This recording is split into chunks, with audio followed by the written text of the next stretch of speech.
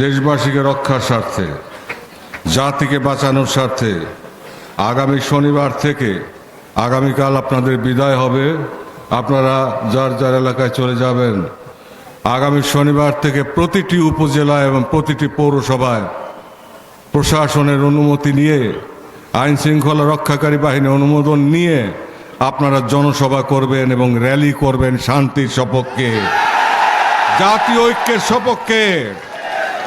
হুঁশিয়ারি জানাবেন ওই সব ষড়যন্ত্রকারীদের যারা আমাদের স্বাধীনতাকে রক্তাক্ত করতে চায়, এবং দেশবাসীকে সচেতন করবেন, জাতিকে জাকের পার্টির পতাকার নিচে ঐক্যবদ্ধ করবেন। আগামী 9 তারিখ পর্যন্ত নির্বাচনী প্রচারণা যতক্ষণ পর্যন্ত চলে ওই সময় পর্যন্ত আপনারা জনসভা অব্যাহত রাখবেন। প্রতিটি উপজেলায়, প্রতিটি পৌরসভায় আপনারা বিশাল বিশাল জনসভা করবেন এবং সেখান থেকে র্যালি করবেন, দেশবাসীকে সচেতন করবেন, দেশবাসীকে সজাগ করবেন, ঐক্যবদ্ধ করবেন জাকের পার্টির পতাকার নিচে।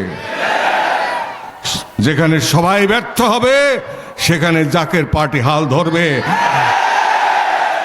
ক্ষমতা ভোগের জন্য নয়, দেশবাসীকে বাঁচানোর জন্য, জাতি রক্ষা করার জন্য, দেশের স্বাধীনতা এবং সার্বভৌমত্বকে রক্ষা করার জন্য।